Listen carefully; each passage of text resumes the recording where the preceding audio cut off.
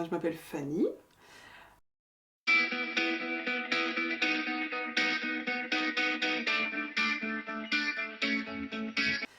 Je suis une jeune femme de 32 ans, pleine de vie, je dirais. Je recommence une nouvelle vie, donc c'est tout nouveau. Je suis de nouveau pleine de joie, de projets, de rencontres. Je revis. Voilà, c'est un peu ça. J'aime beaucoup argumenter, discuter, parler. Je m'exprime très bien. J'ai toujours su m'exprimer avec les gens, que ce soit dans un commerce avec des gens pour argumenter, que ce soit un entretien d'embauche, aborder des gens, me faire des amis comme ça en fait, ça c'est quelque chose que j'aime beaucoup. On m'a toujours dit mais toi vas-y, vas-y en première parce que toi tu sais parler et tout, donc ça le chant du coup, le chant, bon, je sais bien chanter pour moi et autant ben voilà ça me permet de m'affirmer dans le sens où je sais que ça c'est quelque chose que je peux mettre en avant et ça me permet de m'affirmer moi-même quand je chante toute seule, quand je, quand je veux parler d'un sujet ou quand je veux exprimer des émotions. C'est quelque chose. Si on m'empêche de chanter, je peux plus véritablement m'affirmer, comme vous dites. Voilà. L'écoute, je dirais. Je sais, je sais pas comment ça s'appelle. L'écoute, l'empathie. J'ai toujours aimé être avec les autres, les écouter sur leurs problèmes, les aider. En fait, voilà, ma mère, elle m'a toujours appelée Mère Teresa. J'ai toujours voulu aider les autres. Alors, j'aide pas tout le monde tout le temps, sinon je me perdrais, mais ouais, le soutien. Le soutien et puis ben, la joie de vivre quand même. J'ai toujours le sourire avec n'importe qui. L'orgueil. J'ai vu ça, je m'en suis rendu compte une fois de plus quand j'ai participé au dernier concours de chant de Taux en Seine. Où je pensais, même si j'y allais simplement, je me suis dit qu'avec ce que je savais déjà faire, je pouvais y arriver, sans répéter avec personne, sans m'entraîner véritablement, et je me suis dit, je vais y arriver, c'est bon, je suis assez... Sauf qu'en fait, non, et on me l'a déjà dit aussi, t'es orgueilleuse, peut-être un ego un peu surdimensionné, mais je sais aussi l'écraser quand il faut, mais c'est pour ça que j'aime beaucoup être avec les autres aussi et me mettre au service des autres. C'est-à-dire qu'on s'oublie. Moi, j'ai fait des séjours adaptés avec des personnes en situation de handicap mental. Et là, pour le coup, on s'oublie. Et c'est ça que j'aime, c'est qu'on, entre guillemets, on écrase un peu l'ego pour se mettre vraiment au service des autres. Chanter, ça me remplit de joie. Pouvoir mener ma vie comme je l'entends, être indépendante, être en contact avec mes amis, être en contact avec ceux que j'aime. Beaucoup être dans la nature aussi, m'éclater, danser, pour tout ce qui sert à s'exprimer, en fait, le chant, la danse, pouvoir m'exprimer en général, pouvoir faire sortir ce que j'ai besoin de faire sortir. Ça me peine quand je vois que j'aurais voulu faire plein de choses dans ma vie niveau professionnel et que je peux pas tout vivre en fait. J'ai eu un problème par rapport à ça, je me disais mais là je suis dans tel métier mais j'ai envie de faire ça aussi. Mais ça aussi ça me plaît et j'ai envie de découvrir telle ou telle région et j'aurais voulu être là. En fait j'ai envie de tout faire en même temps justement parce que je sais que la vie peut s'arrêter tout de suite et je me dis que j'aurais pas pu faire tout ce que j'aurais voulu faire. Donc je me contente entre guillemets des petites joies, des petites joies du quotidien et de ce que je peux vivre aussi à mon échelle. J'aurais voulu aussi sauver le monde à un moment donné. J'aurais voulu faire partie de toutes les grosses organisations qui s'occupent de défendre l'écologie, la planète, tout ça. Et quand je voyais que je n'étais pas capable de m'engager, je me disais mais c'est triste. Moi ça m'a apporté beaucoup de peine. Je me suis dit mais j'aurais voulu tout faire tout le temps, bouffer la vie, bouffer le monde en fait. Et je me suis rendu compte qu'en fait j'étais toute petite et qu'il faut se contenter d'aider entre guillemets ben, les gens déjà à son échelle. Donc je suis aide à domicile. Voilà. La dernière grosse peine que j'ai eue c'était pendant le concours parce que j'ai pas réussi à faire ce que je voulais faire. Donc ça m'a peiné et je me suis rendu compte de ce défaut-là que j'avais, de cette espèce d'orgueil de dire je vais y arriver, c'est bon, c'est trop facile, alors que non. Et, mais j'ai fait ce concours pour voir où j'en étais, et j'ai vu où j'en étais par rapport au chant, à la scène. Donc ça, c'était une grosse peine, ouais, de pas avoir pu vivre ce que j'aurais voulu vivre. Quand je vois qu'il y en a qui se sont vraiment amusés sur scène, j'étais J'étais contente pour eux. Et moi, je me suis dit, j'ai loupé ça, quoi. Voilà. De ne pas avoir vécu la vie que j'aurais voulu vivre. C'est-à-dire arriver au bout de ma vie, sachant que le bout de ma vie, ça peut être tout à l'heure, et de me dire, j'ai pas vécu tout ce que j'aurais voulu vivre. De ne pas pouvoir apporter le bien autour de moi. Quand je déçois des gens, des fois ça arrive, et ben là, quand je déçois des proches, c'est très très dur.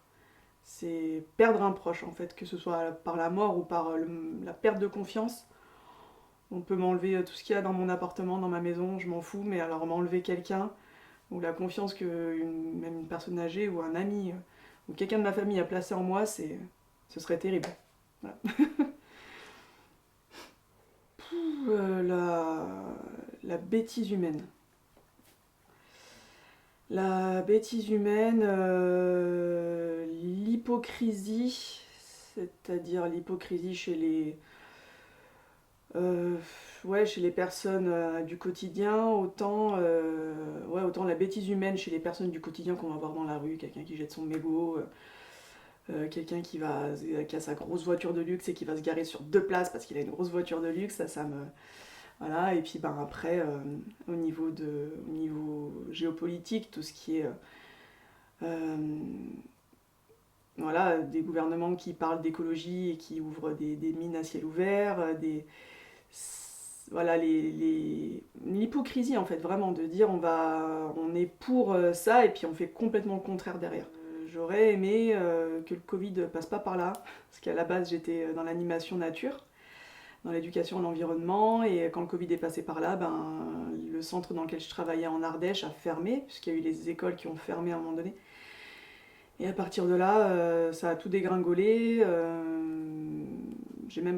Et donc j'ai essayé de postuler. J'ai postulé ici à Metz dans une asso où j'ai pas réussi l'entretien, j'ai pas été prise, et c'était un peu un coup dur. Je me suis dit mais je voulais vraiment y retourner, et j'ai pas réussi. Après, je vis pas dans les regrets. Des fois j'en ai, des fois par vague comme ça me revient. Quand je suis pas très bien, je me dis mais qu'est-ce que je fais là? Ma vie, je voulais pas ce genre de vie au début, et j'aurais voulu vivre vraiment comme j'avais prévu au début. Et puis je me suis rendu compte vite qu'en fait la vie c'est plein de branches comme ça qui se séparent, qui se surdivisent, et que quand même j'ai tout ce qu'il me faut entre guillemets.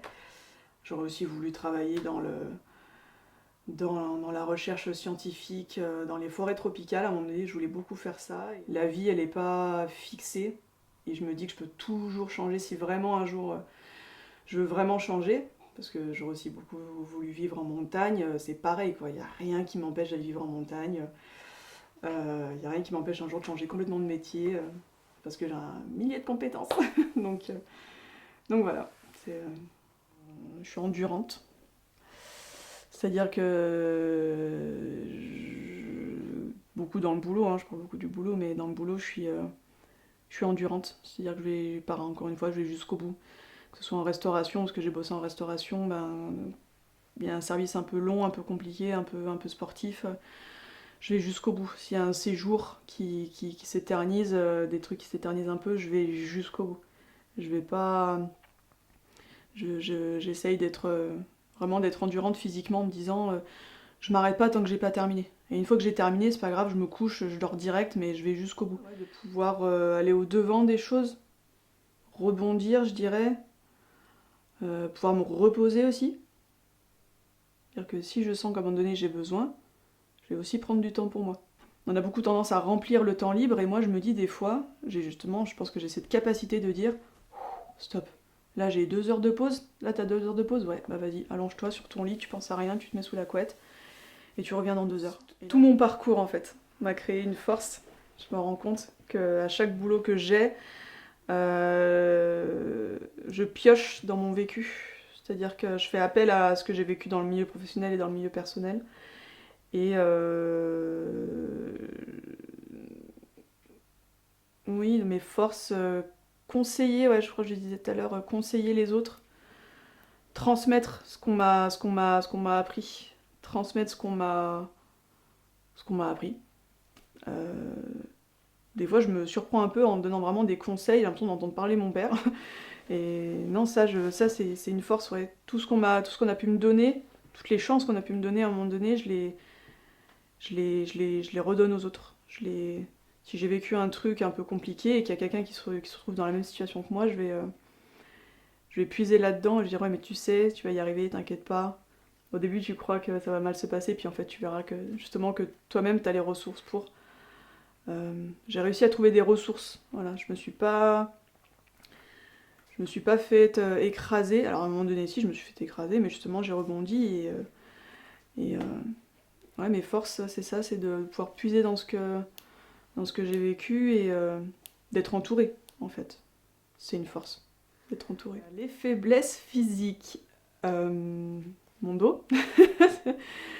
J'ai un peu du mal avec mon dos des fois, alors je fais tout pour faire attention et tout, mais j'ai fait un accident, enfin j'ai eu un accident à la noix qui m'a tassé une vertèbre et puis le boulot dans la restauration ça m'a usé les disques un peu, donc le dos, mais je fais tout justement pour pas avoir de problème de ce côté-là.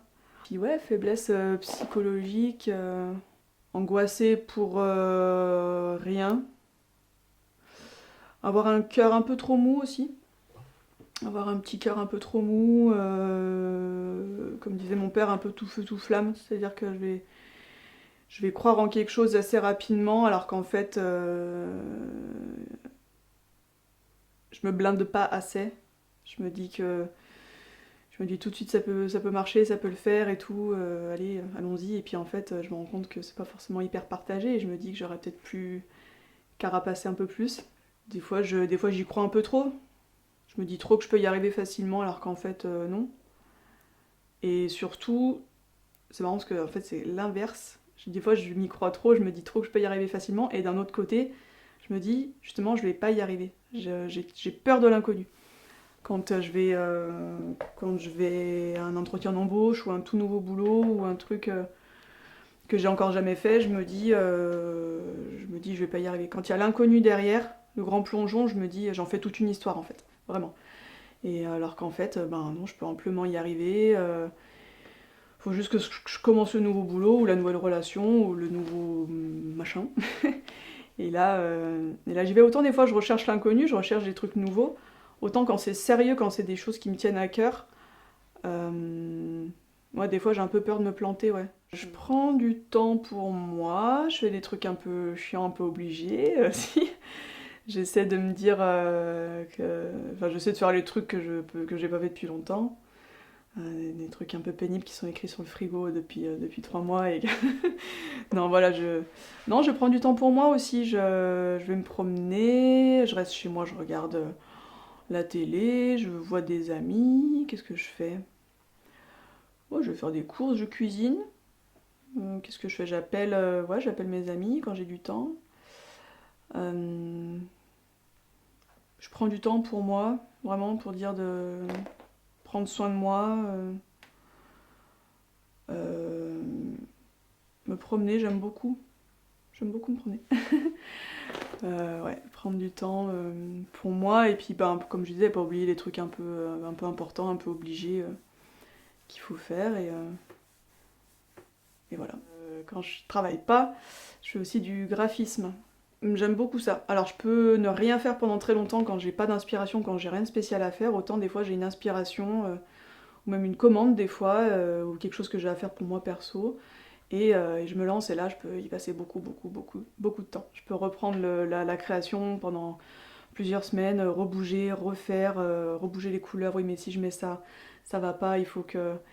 Et tant que ça correspond pas exactement à l'idée que j'avais au départ, c'est pas bon. Et des fois j'ai des éclairs et en quelques minutes je le fais, ça me correspond et hop je l'imprime.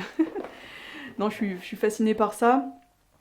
Alors, hein, la musique, le cinéma, les voix, la nature, la faune, la flore, le voyage. Quand je regarde la télé, c'est jamais des trucs à la noix, hein, c'est toujours des trucs un peu instructifs. Et puis voilà, des documentaires sur les différentes cultures, sur la société, sur la psychologie. Là, alors à un moment donné, j'avais une vraie passion pour la photo. J'ai toujours une passion pour la photo, mais j'ai plus d'argent pour m'acheter un nouvel appareil photo. J'ai vendu le mien malheureusement. Ouais, le regard du photographe, j'aime beaucoup. Aller chercher ce que les autres voient pas, faire des prises de vue que les autres ne voient pas, retraiter l'image derrière, j'aime beaucoup. Faire dans mon ordi, avoir tout plein de dossiers, sous-dossiers bien triés, bien être hyper carré, faire du tri, j'aime bien. Donc la photo, ouais, l'image, la musique, j'ai beaucoup de matériel de son en fait, dont je me sers assez peu. Là j'ai ressorti mon enregistreur manuel. J'aime beaucoup, à un moment donné je m'enregistrais beaucoup, j'ai même publié pas mal de vidéos sur internet avec des bandes son où je chante par-dessus, j'ai fait des mixages et tout pour mettre des espèces de maquettes sur internet, j'aime bien. C'est sûr que du coup le chant ça revient, c'est une grande passion, ouais. Voilà, la lecture aussi, et puis l'humour, j'aime beaucoup. L'humour, la scène, la critique. J'aime beaucoup l'humour. C'est une grande forme d'intelligence et j'adore ça. Et puis après, la curiosité naturelle, la connexion très très tôt en fait avec la nature. Je me suis toujours sentie une fille de la nature, une fille de la rivière, très curieuse à aller vouloir les grenouilles, les insectes, la curiosité de l'enfant quoi, qui a jamais tari. J'ai des dizaines de bouquins sur la faune, la flore. J'adore la rando, du coup. Donc la rando, c'est la grande sœur de la promenade. C'est le stade au-dessus. Donc, donc voilà, la rando pour moi c'est le sport que tu pratiques pour être dans la nature, marcher, faire de l'activité physique et puis en même temps être dans la nature, observer, prendre le temps. Je sais que moi, quand je suis partie en montagne, parce que j'ai fait beaucoup de saisons en montagne, une rando elle peut durer 2 fois plus longtemps parce que je m'arrête tous les mètres pour prendre des fleurs magnifiques ou des insectes magnifiques en photo. Les autres, les gens, les bonnes relations, les vraies bonnes relations, et s'écouter. Pas s'écouter en se disant j'ai pas envie d'y aller donc j'y vais pas aujourd'hui. Non, non mais de s'écouter, soi en fait, de pas se perdre, d'écouter quand le corps il en a marre, d'écouter quand de pouvoir aller voir quelqu'un quand ça va pas, que ce soit un psy, que ce soit tes parents, que ce soit tes amis ou des inconnus, de pouvoir compter sur les autres.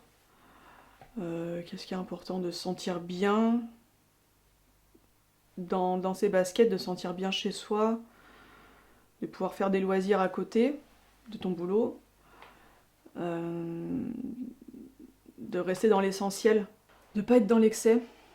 Pour moi, être dans l'excès, ça amène jamais à rien de bon. Faut être raisonné, encore une fois. Puis voilà, prendre soin de sa santé. Prendre soin de sa santé, c'est vraiment... c'est obligatoire en fait, mais prendre soin de sa santé, c'est aussi la santé mentale. Je dirais la sincérité, l'humour, l'envie l'ouverture au monde, puis le positionnement un peu aussi politique, on pourrait dire. Voilà, des gens aussi qui aiment l'humour,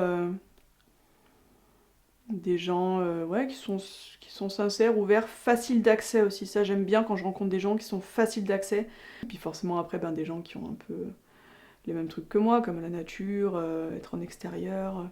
Moi, j'aime bien les gens ouais, respectueux, cool, sympas, avec des passions, qui ont des centres d'intérêt quand même, des gens qui sont intéressés, intéressants.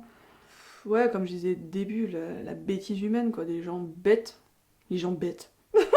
Les gens bêtes, les gens qui voient pas plus loin que le bout de leur nez, les gens qui n'ont pas de passion particulière, des gens qui cherchent pas à s'intéresser, qui cherchent pas à voir plus loin ouais, à voir plus loin, qui vont avoir des infos comme ça qui arrivent sur les réseaux, qui vont se faire des théories de fous et qui cherchent même pas, qui cherchent jamais à aller voir ce qui se passe dans le monde. Ça, c'est un truc, ça m'énerve. Des gens qui n'ont pas d'humour, des gens qui sont pas ouverts, des gens qui sont pas présents, des gens qui en ont rien à foutre de rien. Il y en a des gens comme ça, hein. Moi j'ai l'impression que des fois que je les sens un peu de loin et je me dis ouf, ce genre de personne, même pas je vais essayer d'aller la voir. Je vois vite les gens qui vont me correspondre, des gens ouais, un peu fermés, pas facile d'accès, Moi j'aime bien les personnes faciles d'accès.